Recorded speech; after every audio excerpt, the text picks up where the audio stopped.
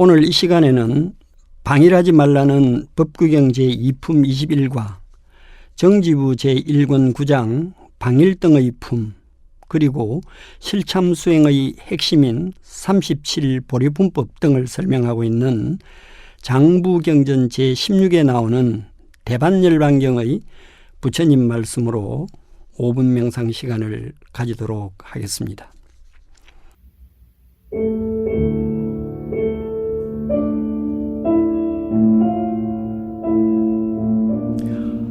방일을 하지 않으면 불사로 가는 길이요, 방일하는 것은 죽음으로 가는 길이다. 방일하지 않으면 죽지 않고 방일하면 이미 죽은 것과 같으리라.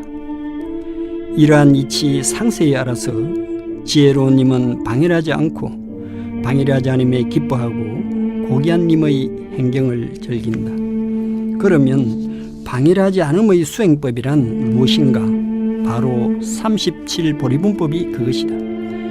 비구들이여, 나는 이러한 법들을 최상의 지혜로 한 뒤에 설하였나니 그것은 4가지 마음챙김의 확립, 4가지 바른 노력, 4가지 성취 수단, 5가지 기능, 5가지 힘, 7가지 깨달음의 구성요소, 8각기의 성스러운 중도, 즉 8정도이다.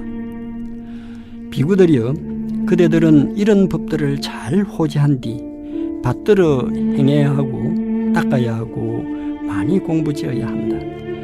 그래서 이 청정범행이 길이 전해지고 오래 세상에 머물게 해서 이것이 많은 사람의 이익을 위하고 많은 사람의 행복을 위하고 세상을 연민하고 신과 인간의 이상과 이익과 행복을 위하는 것이다. 부처님께서는 이와 같이 말씀하신 뒤 반열반을 3개월 앞두고 반다가마의 짜빨라 탐묘에서 생명의 끈을 놓으리 하시니 천지가 크게 진동하였다고 경전에는 상세하게 기록되어 있습니다. 그때 부처님께서는 개송으로 말씀하시되 내 나이 물어이고 나의 수명은 이제 한계에 달했노라. 그대들을 버리고 나는 가리니 나는 내 자신을 의지초로 삼았노라. 비구들이여, 방일하지 말고 마음챙김을 가지고 계를 잘 지켜라. 사유를 난주시키고 자신의 마음을 잘 보호하라. 이 법과 율에서 방일하지 않고 머무는 자는 태어남의 윤회를 버리고 괴로움의 끝을 만들 것이다.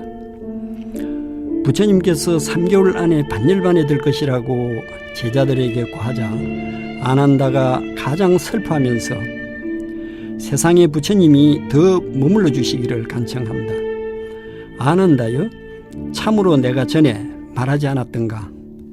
사랑스럽고 마음에 드는 것과는 헤어지기 마련이고 없어지게 마련이고 달라지게 마련이라고. 그러니 여기서 그대가 간청한들 무슨 소용이 있겠는가? 아난다여, 태어났고 존재했고 형성된 것은 모두 부서지기 마련인 법이거늘 그런 것을 두고 절대로 부서지지 말라고 한다면 그것은 있을 수 없는 일이다. 대장장의 아들 쭌다이 공양을 생애 마지막으로 받은 세존께서는 쭌다이 공양이 잘못되었다는 그의 죄책감을 없애주기 위해 다음의 감흥어를 읊으셨다. 베품에 이어서 공덕은 증가하고 제어에 의해서 분노는 쌓이지 않네. 지혜로운 자 사악함을 없애고 탐욕과 성냄과 어리석음을 버려서 열반을 얻는다.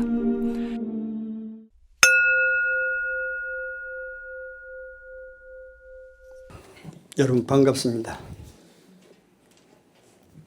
탐욕으로 탐내는 중생들은 지옥아기 축생수라의 사처로 가리니, 이런 얘기가 전제를 하고 있습니다.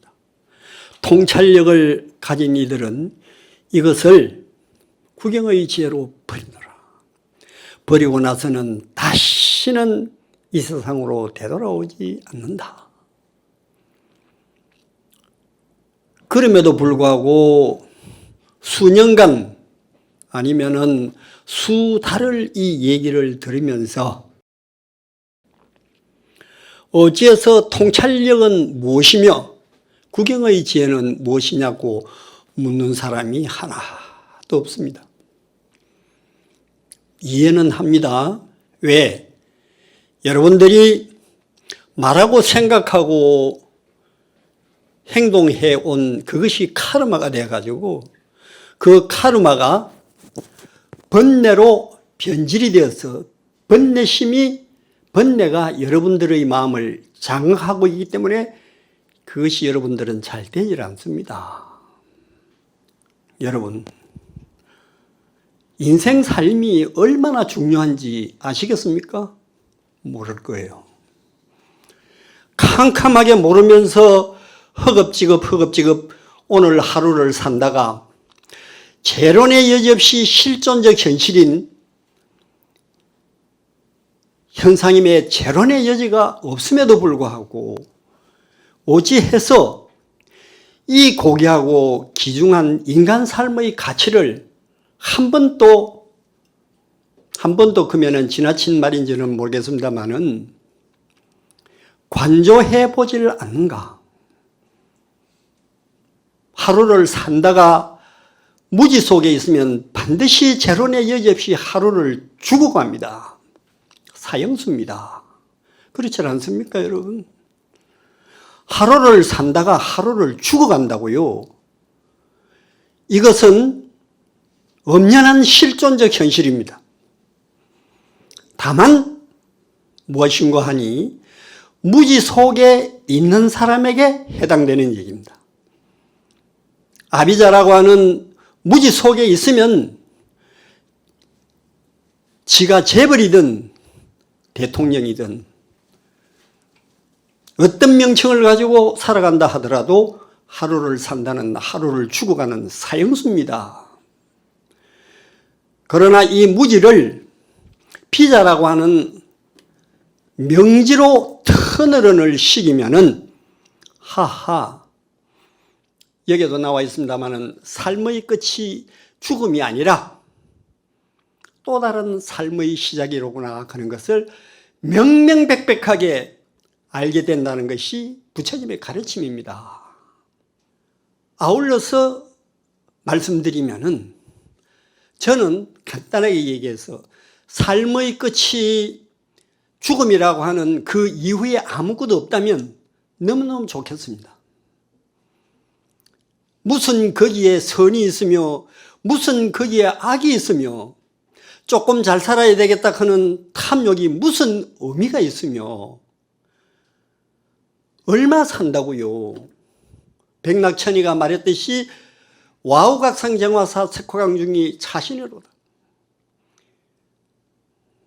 이 말은 다른 말로 하면은요, 우리가 하루살이 보고 네 내일 뭐 있잖아. 야 임마, 뭐 내일이 어디 있나? 난 오늘밖에 없다는 거예요. 인간을 비유해서 하는 얘기입니다. 예? 삶의 끝이 죽음이라면 정말 편안하겠어요. 아무것도 없다면. 천만의 말씀입니다. 아난따라 빠짜야 2600년 전에 부처님이 우리에게 해주신 말씀입니다.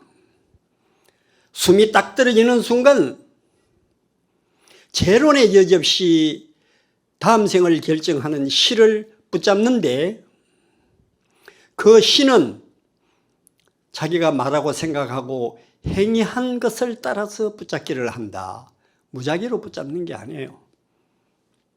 그러나 여기에 또 전제가 있습니다. 죽음 직전에 일어나는 표상이라는 게 있는데 업의 표상, 태어날 곳의 표상이 세 개 중에 하나가 딱 나타나면 나타나는 그것이 자신의 다음 생이라는 거라. 그러니까 우리는 인과법을 알아야 되고 과보를 알아야 되고 부처님이 맹맹백백하게 가르쳐 주신 단마의 길을 알아야 된다는 겁니다. 종합해서 얘기하면 무지의 의식 상태에서 명제의 의식 상태로 바꾸게 하는 나의 삶을 터널은하라. 이것이 삶의 우선순위가 되도록 하라는 거예요. 삶의 우선순위로 놔두라니까, 응? 여러분들은 뭐 비즈니스 하지 말고 사랑하지 말고 그런 뜻이 아닙니다. 하루가 24시간이면 자주 들리는 얘기입니다만 8시간 잠자고 9시간 일하고 4시간 놀아도 3시간이 남는데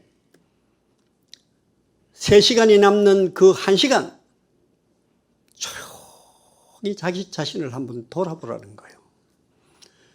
선진화된 나라 지금 미국에서는 메디테이션이라고 하는 이것이 불꽃같이 들불처럼 번져가고 있습니다.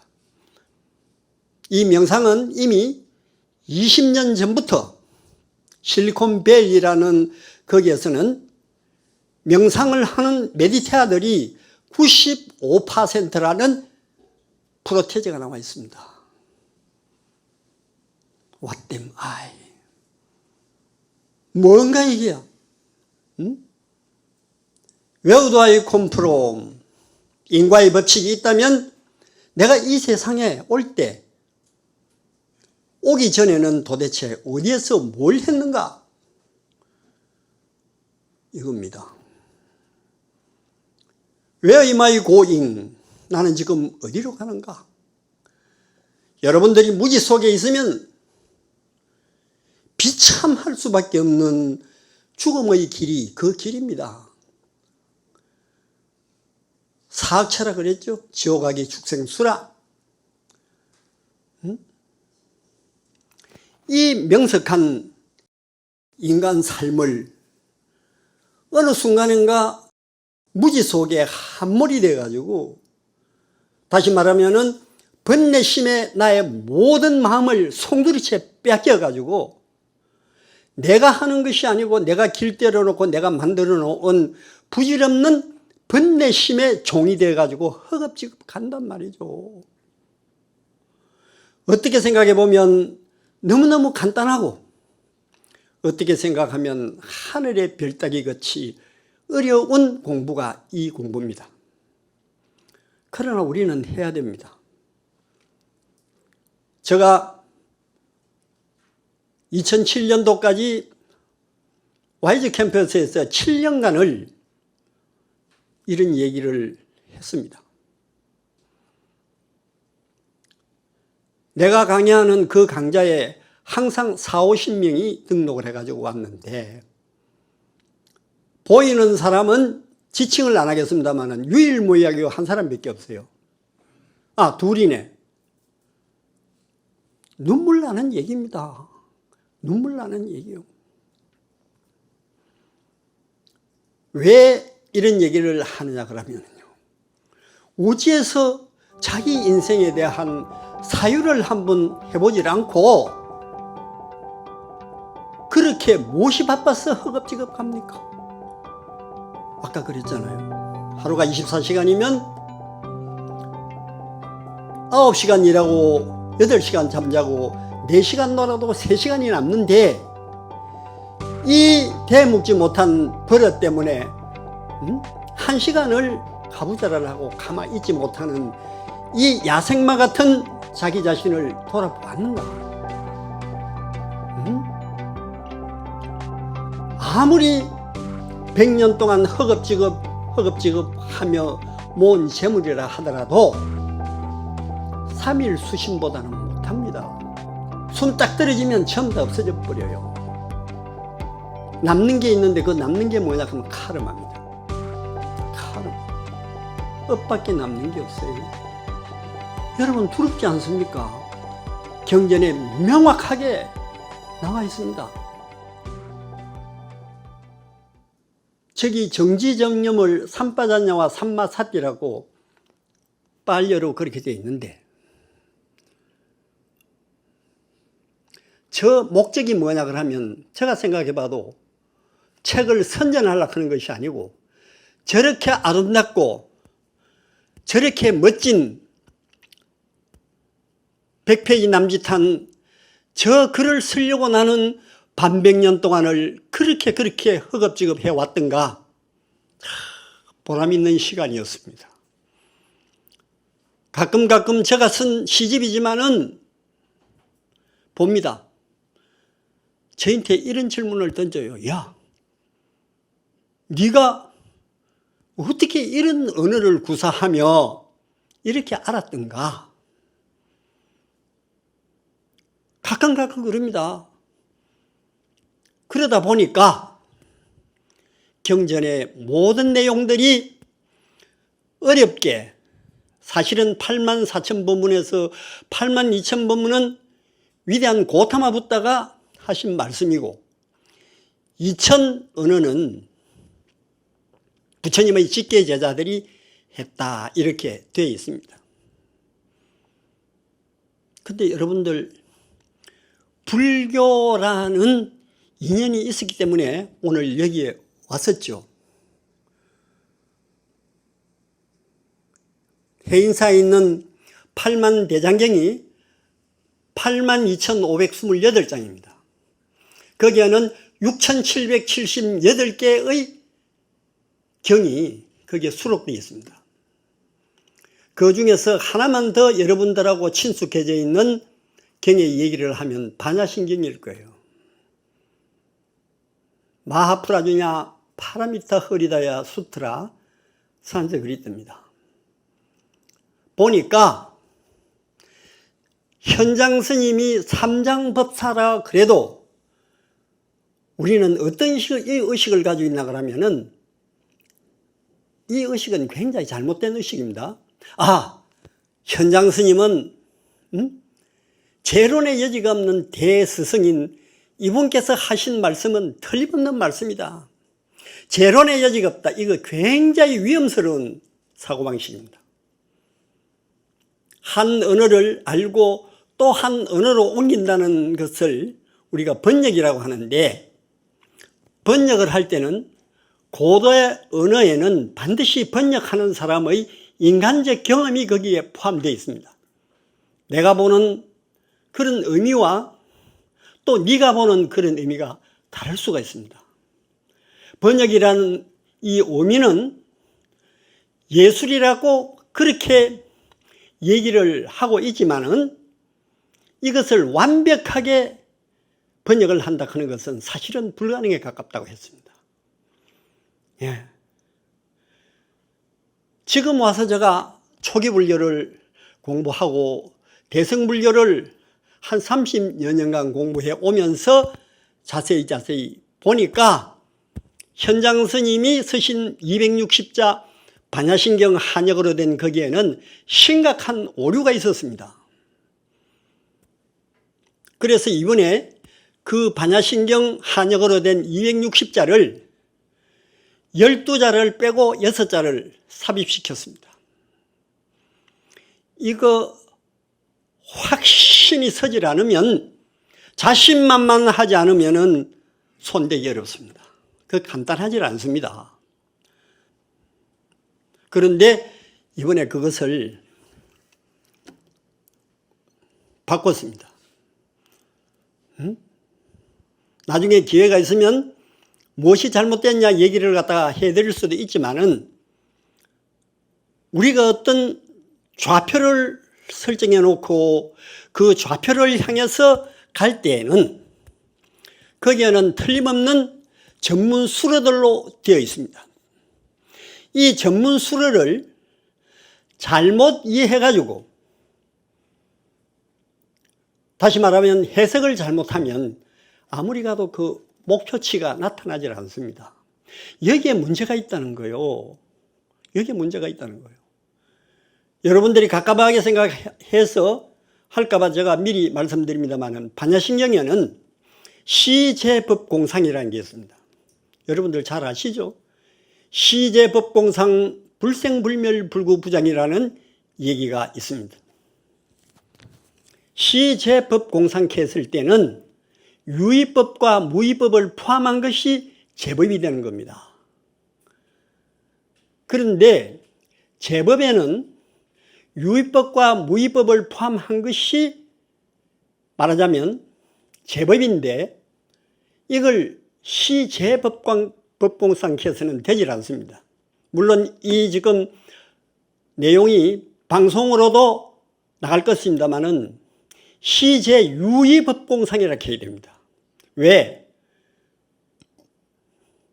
불교의 핵심 내용에는 제법이라 했을 때에 82개의 법이 있는데 이것을 제법이라고 그래요.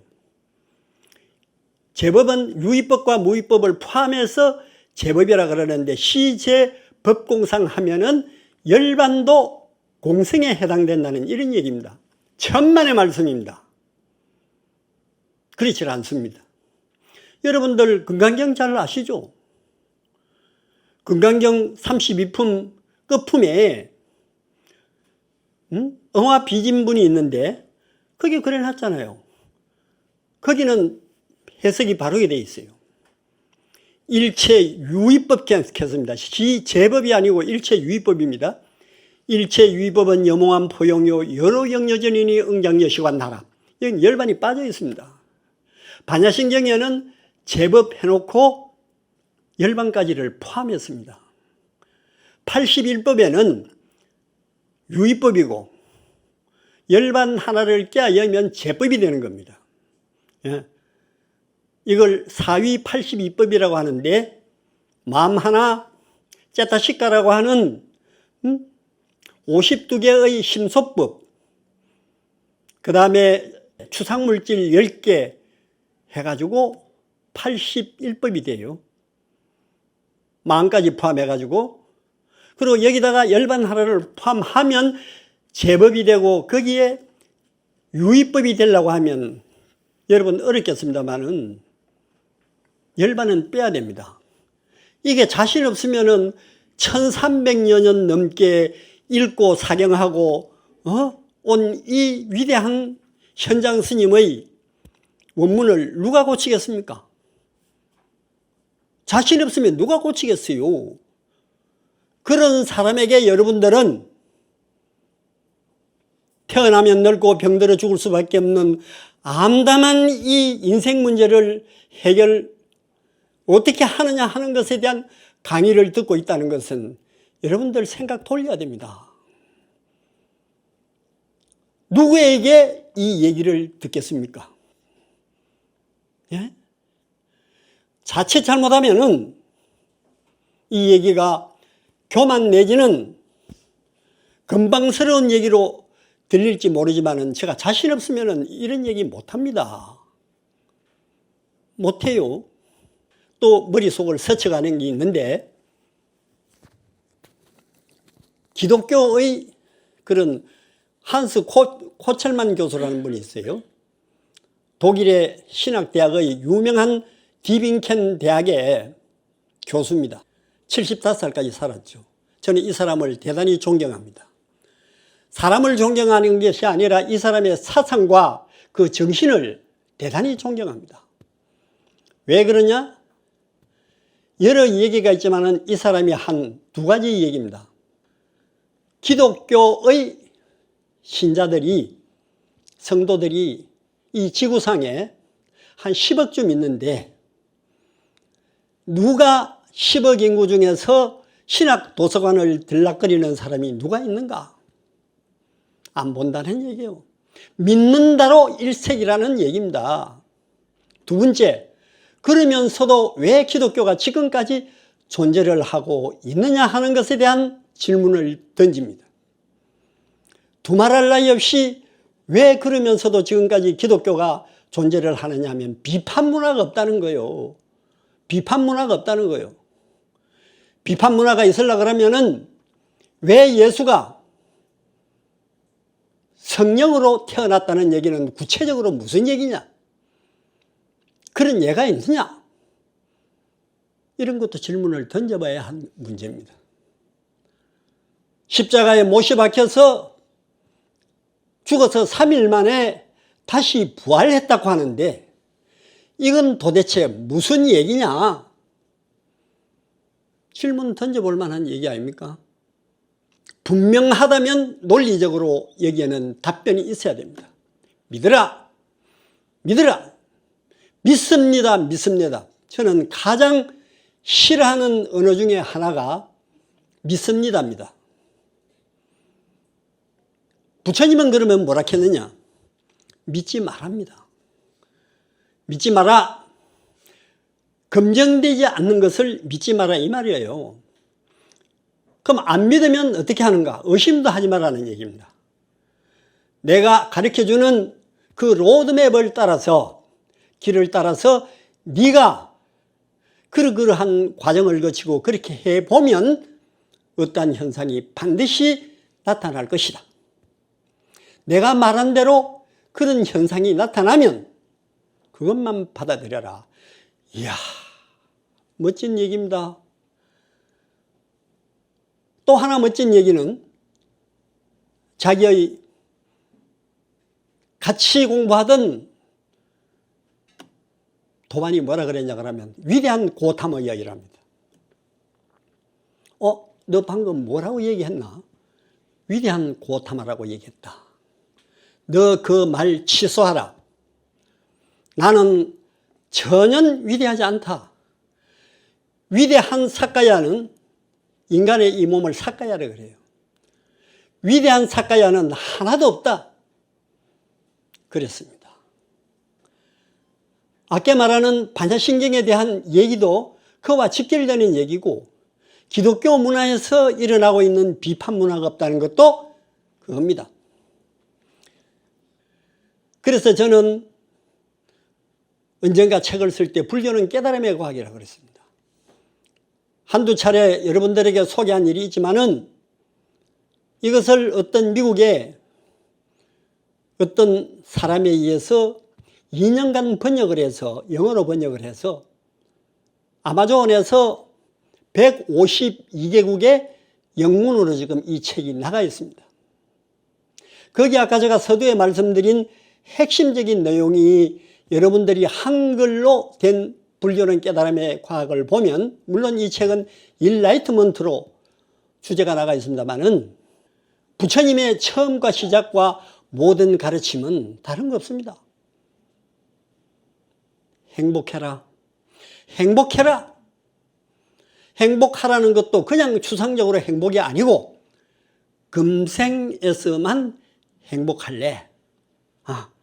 금생에서만 네가 행복하기를 원한다면 학문과 기술을 배워서 금생에 행복하면 된다. 그럼 금생이 끝나고 다음 생은 어떻게 할래? 다시 묻습니다. 그 대답에서는 시계생천하라. 보시하는 마음 아끼지 말고, 다시 말하면은 윤리 도덕에 피폐하지 아니하면 반드시 천상세계에 태어난다. 천상세계가 몇 개 있는지 아십니까? 3개의 천상세계가 18개나 있고, 무색개의 천상세계가 4개 있고, 이쪽에 밑에 또 6개의 천상세계도 있습니다. 저야 뭐 천상세계 별로 좋아하지 않지만은, 그럼 또 누가 천상세계 거기는 즐거움만 있는데 왜 천상세계를 교수님은 싫어합니까? 이러면 싫어한다는 게 아니고 좋아하지 않습니까? 이러면 대답은 맹맹백백합니다. 좋다는 것은 싫은 것이 있을 때 좋다의 의미는 있어지는 거예요. 지속적으로 좋다만 있으면 좋다가 그게 무슨 의미가 있습니까? 그렇게 지나가다가 언젠가는 반드시 그 삼계도 다시 하천세계로 떨어져야 됩니다. 그게 싫어서 저는 천상세계가 싫습니다. 우리가 살고 있는 이 6개도 천상세계가 6개가 있는데 유격천이 있어요. 사왕천, 33천, 야마천, 도솔천, 화락천, 타와자재천이라는 이런 세계가 펼쳐져 있고, 색계도 그런 세계가 있고, 무색계에도 공무변처, 식무변처, 무소유처, 비상처가 있는데, 그러한 행복을 쟁취하려고 하면은 여기에서 닦아야 됩니다.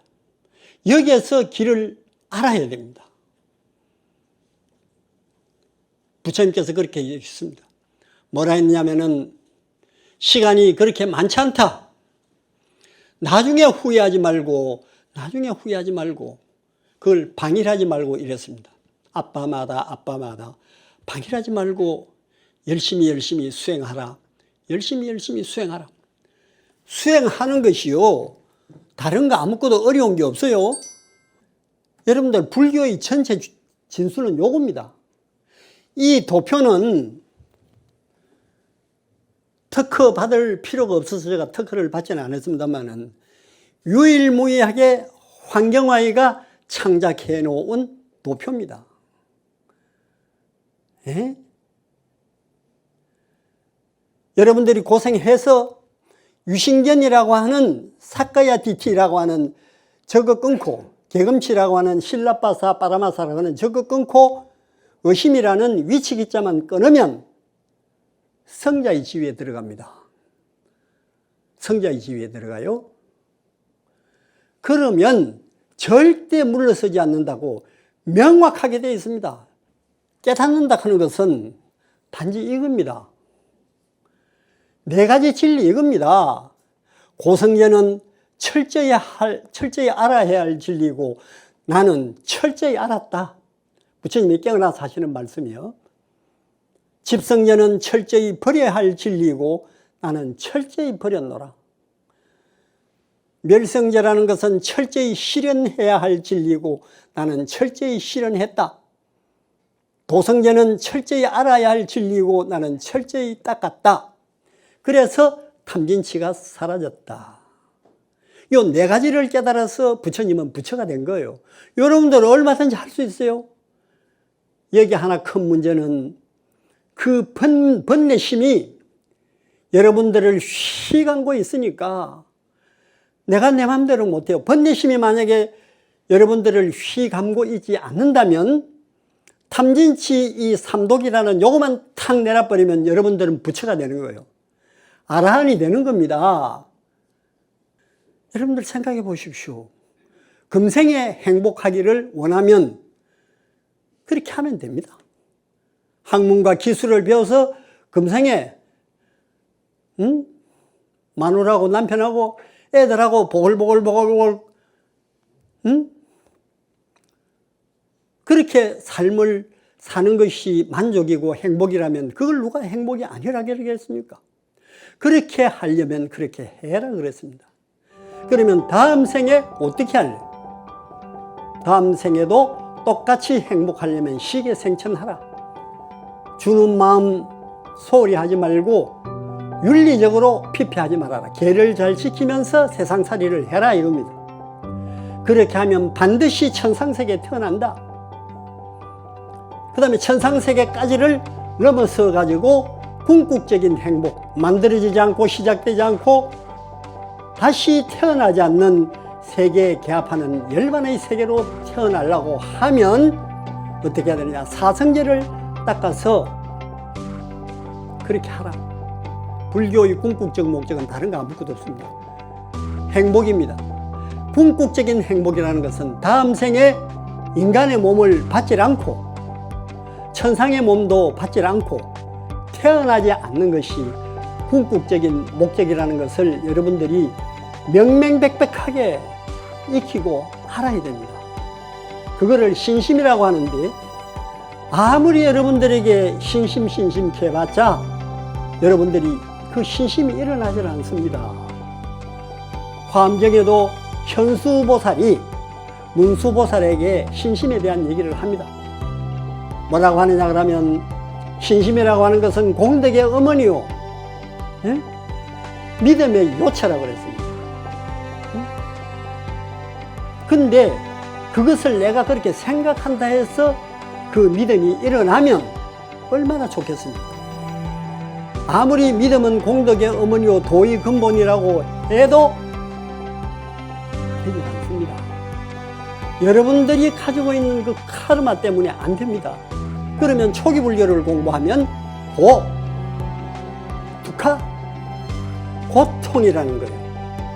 얼마 안 살아서 이 무지 속에 있으면 나는 죽는다라고 하는 사형수 주제라는 것을 명명백백하게 알면 내가 이거로부터 벗어날 수 있는 길이 있다고 했는데 도대체 무엇인가 했을 때는 아주 간단 명료하게 제시를 해놓고 이야기를 해놓지 않았습니까?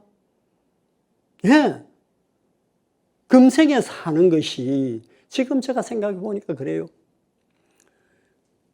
지난번에 9월 달에 지중해 크루즈 여행을 하면서 처절하게 제가 공부한 대로 인생 삶이 어떠한 화로움도 황폐해서 반드시 소멸한다 하는 것을 처절하게 느끼고 왔습니다. 바람의 도시 미코노스,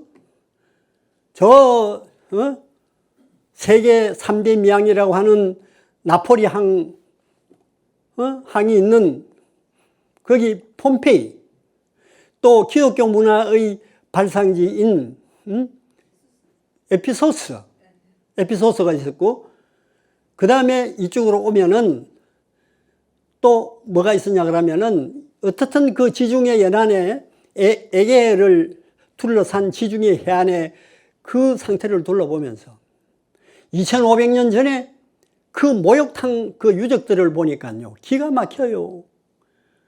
사우나실을 얼마나 잘 해놨는지 그것뿐만이 아닙니다. 그 당시에 2만 석이 넘는 관중석을 만들어 가지고 거기서 즐기던 인생의 모습이 이렇게 황폐할 수 있는가? 철저하게 무상입니다. 철저하게 두카고입니다. 여러분들이 거기에 편안하게 앉아 있지만은 언제 나에게 무엇이 닥쳐서 나를 지구 행성에서 너는 떠나라 할 때가 언제 있을지 몰라요. 응? 우리 동대병원에 간호부장님 와가 계시지만은 그 비참한 모습 가장 많이 볼 겁니다. 그 모습이 그 사람들의 모습일까요? 내 모습일 수도 있고 너 모습일 수도 있다. 그래서 가보니까 하하, 그렇구나. 셰익스피어가 인생 삶의 요체를 철저하게 무상으로 보면서 지은 그 소넷도가 실감이 났습니다. 잔인한 세월의 풍화 속에 그 화려했던 영화는 낡아 매몰되고 하늘을 찌르던 탑은 무너져 영원히 기억될 동상조차 인간의 분노 앞에 쓰러지는데 해변이 줄인 듯 자신의 세력을 넓히고 저 견고한 땅을 삼켜버려 이의 덕실이 뒤바뀜을 보노라니 그저 모든 것이 무상하도다. 어떠한 화로움이라 하더라도 그것은 반드시 소멸하노니 그것은 나에게 이런 생각을 일깨운다.